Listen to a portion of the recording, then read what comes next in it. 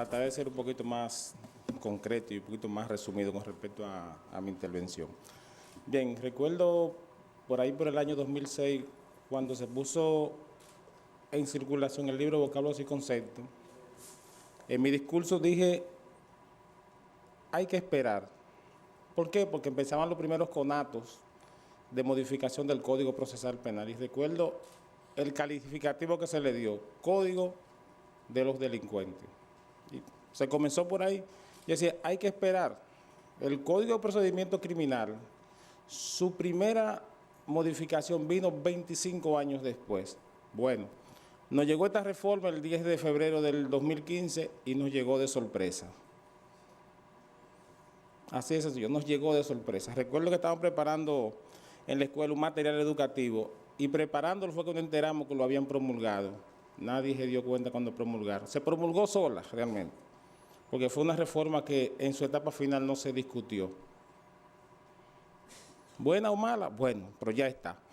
Me han encomendado hablar de manera concreta sobre los sujetos procesales, los plazos y los medios de prueba. Enfocaré cada uno de manera particular y de manera separada.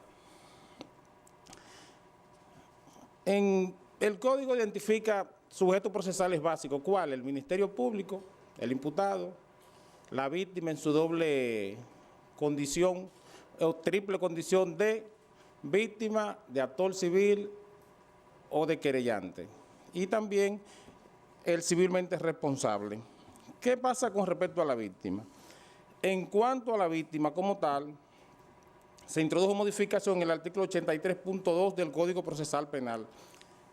Y esa modificación redefine el concepto como tal con respecto a la víctima. ¿Por qué? Porque incluye como víctima al cónyuge o unido consensualmente y en una clara armonización del artículo 56.5 de la Constitución, que protege las uniones consensuales de hombres y una mujer. Con respecto a los derechos de la víctima, el legislador introdujo dos modificaciones significativas, agregando los numerales 8 y 9 al artículo 84. En el numeral 8, con respecto a su derecho a recibir asistencia técnica legal gratuita en caso de insolvencia económica. Ya la magistrada Wendy trató algo con respecto a eso. Colocándola en un plano de igualdad con el imputado y su derecho a un defensor público en iguales circunstancias. Y por igual, en una evidente armonización con el derecho conferido en el artículo 177 de la Constitución, con respecto a la asistencia legal gratuita en favor de la víctima. Con respecto al ordinal 9 del mismo artículo 84, confiere a la víctima constituida en querellante la posibilidad de presentar actos conclusivos en los casos de instancia privada, no obstante el Ministerio Público reitere el archivo, en una clara derogación parcial de ese monopolio que tiene el Ministerio Público de presentar acusación. Pero solo lo hizo en la acción privada, no en la acción pública. Todavía ese monopolio del Ministerio Público persiste sobre todas las cosas. Y esta norma necesariamente hay que transversalizarla con los artículos 282 y 283 reformados en lo referente a las reglas del archivo, que más adelante hablaremos algo de ello.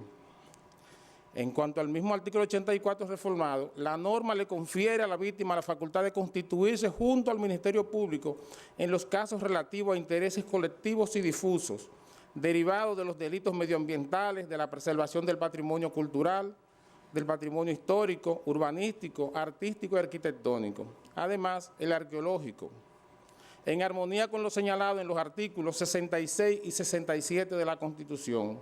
En un segundo aspecto, en igual derogación de la facultad monopólica del Ministerio Público, permite a las entidades del sector público ser querellantes, pero sin embargo, la norma resulta ambigua, en razón de que enfatiza más adelante que corresponde al Ministerio Público la representación de los intereses del Estado. Si tomamos en cuenta que cuando hablamos del sector público también hablamos del Estado, dos conceptos totalmente sinónimos. Pero yo creo que el legislador lo que se refiere aquí son aquellas entidades descentralizadas y autónomas del Estado.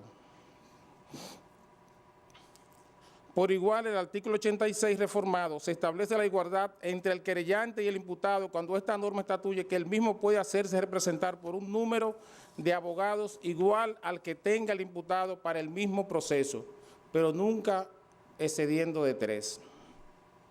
En lo atinente a la víctima constituida en actor civil, la Ley 1015 permite a la misma hacerse representar por un mandatario con poder especial en una clara indicación de que no se trata de una representación de un abogado, sino de un tercero.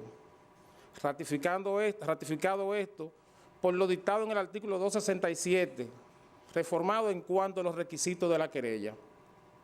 El hecho más relevante en cuanto a las modificaciones introducidas en lo referente al actor civil lo constituye la aclaración legal en cuanto a los causales de la justa causa por incomparecencia justificada.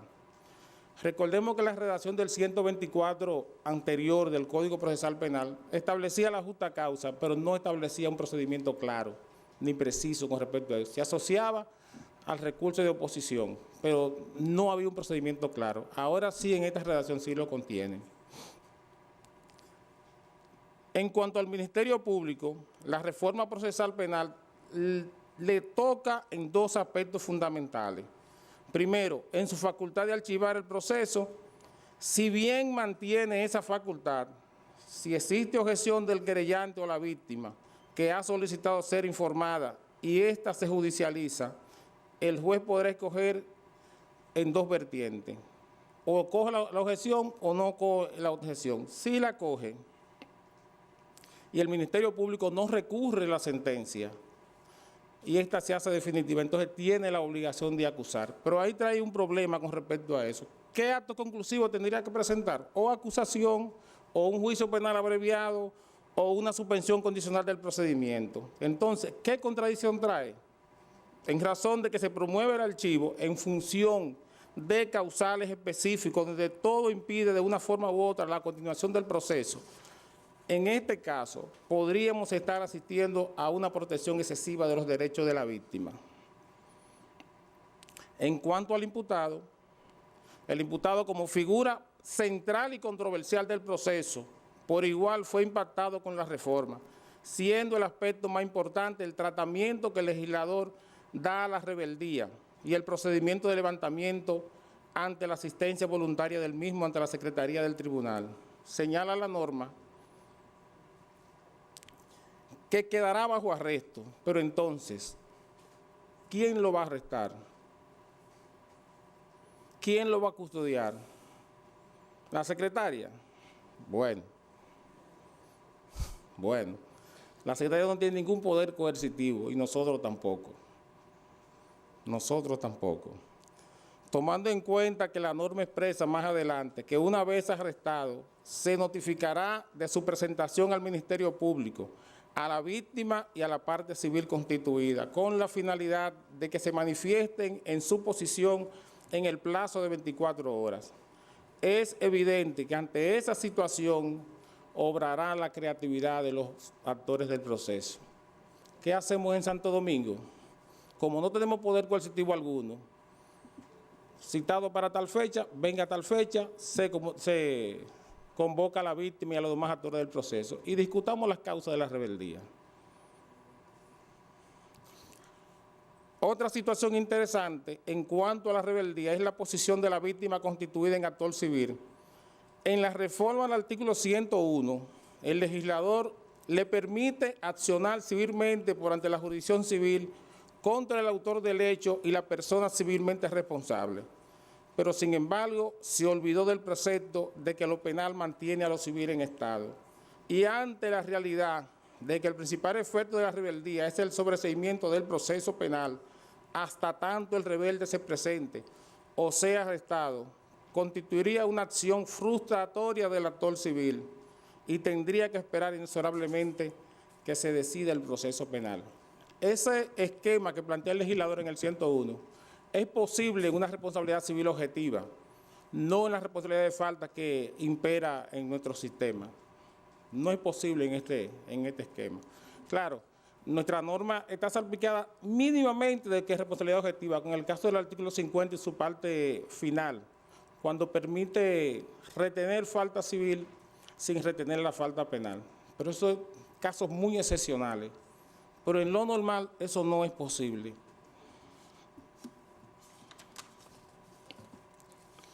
Otro aspecto importante lo es la reforma de la parte capital del artículo 103, con respecto a la prohibición de obligar al imputado a declarar, donde el legislador lo armoniza con el artículo 69.6 de la Constitución sobre el derecho a no autoincriminación, que por igual se transversaliza con el artículo 13 del Código Procesal Penal. En cuanto a los plazos, en lo referente a los plazos, el legislador de la Ley 1015 introdujo una serie de cambios en torno a los plazos, aumentando algunos, como es el caso del plazo de respuesta en cuanto a los recursos, que creo que el magistrado Hirohito lo tratará de manera amplia, e introdujo plazos en figuras que no lo poseían y modificó otros. Pero en nuestro caso solamente trataremos el relativo al plazo máximo del proceso, que creo que es el más conflictivo de todos. Entendemos que el cambio más significativo en materia de plazos deviene de la figura relativa a la duración máxima del proceso. El antiguo artículo 148 establecía que el proceso tenía una duración máxima de 3 años y no establecía un punto de partida claro, porque señalaba que su inicio era a partir de la investigación. En cambio, el artículo 148 reformado establece que el plazo en lo adelante lo será de 4 años y su punto de partida se mide a partir de 2 eventos procesales concretos: la imposición de la medida de coerción y la celebración de un anticipo de pruebas, además de su ampliación hasta 12 meses, en caso de sentencia condenatoria a fin de tramitar recursos. Pero creemos que si bien el aumento de ese plazo trae un poco de holgura al proceso, sin proponérselo, el legislador por igual pudo provocar un problema de seguridad jurídica, a saber, una de las características de la Ley 1015 y por la cual ha sido criticada, a pesar de ser una norma procesal con ausencia de vacaciones legales, es decir, la entrada en vigencia postergada en el tiempo. Esa entrada en vigor inmediata puede llevar a confusión de que el plazo máximo del proceso actual le es aplicable a todos los procesos nacidos antes y después del 10 de febrero del año 2015. Sin embargo, entendemos que ello no es posible por un asunto de seguridad jurídica. El plazo máximo del proceso es una garantía procesal en favor exclusivamente del imputado, por razones obvias, en contra de quien se lleva el proceso, y necesita una respuesta en un tiempo determinado. En ese sentido, antes del 10 de febrero del 2015, la legislación estatuía que el plazo máximo del proceso era de 3 años y posterior a esa fecha resulta ser la norma más favorable, en razón de que el legislador aumentó el plazo en su perjuicio. Estimamos que en este caso toma vigencia capital el precepto constitucional de irretroactividad de la ley, consignado en el artículo 110 de la Constitución, el cual reza que la ley solo dispone y se aplica para lo porvenir. No tiene efecto retroactivo, sino cuando sea favorable al que esté sub iudice o cumpliendo condena. En ningún caso los poderes públicos o la ley podrán afectar o alterar la seguridad jurídica derivada de situaciones establecidas conforme a una legislación anterior. Otro aspecto importante a destacar en cuanto al artículo 148 es la sanción incluida de no transcurso del plazo cuando el imputado y su defensa han incurrido en litigación temeraria y dilatoria. Este criterio viene dado y fue tomado realmente de una decisión de la Suprema Corte de Justicia del año 2009. Pero si ve un poquito más atrás, también ese criterio está dado por la Corte Interamericana de Derechos Humanos y la Corte Europea de Derechos Humanos. Pero la distancia entre ellos y nosotros, de la motivación de por qué sucede eso es muy grande. Muy grande. El derecho es muy diferente de una cosa y la otra. Son realidades muy diferentes. Muy diferentes. Aquí lo hacemos por un asunto de control de plazo. Bien, en mi último punto, con respecto a los medios de prueba. Más que a las pruebas, la Ley 1015 introdujo cambios en lo referente a los medios para obtener pruebas, como es el caso de los registros de lugares cerrados o cercados, las moradas y lugares privados, la orden de secuestro e incautación y la interceptación de telecomunicaciones.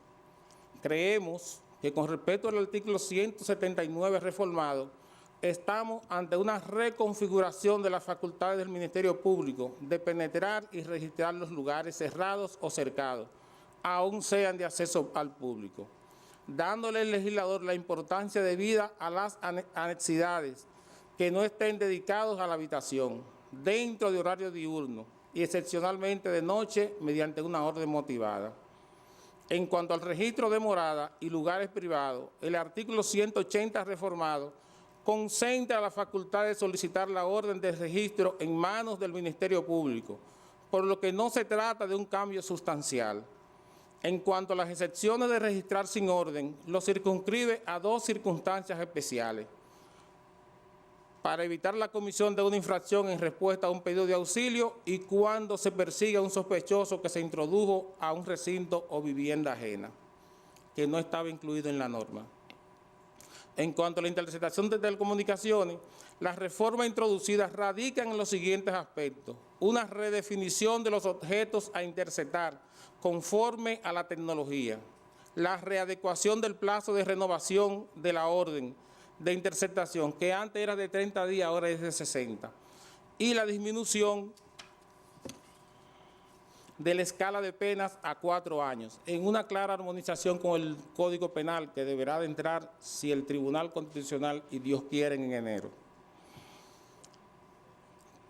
Para viabilizar la aplicación de la interceptación de las telecomunicaciones, creo, ya concluyendo, que los cambios introducidos en la legislación procesal penal dominicana tienen gran importancia, pero entiendo que pudieron ser mejores. Muchas gracias.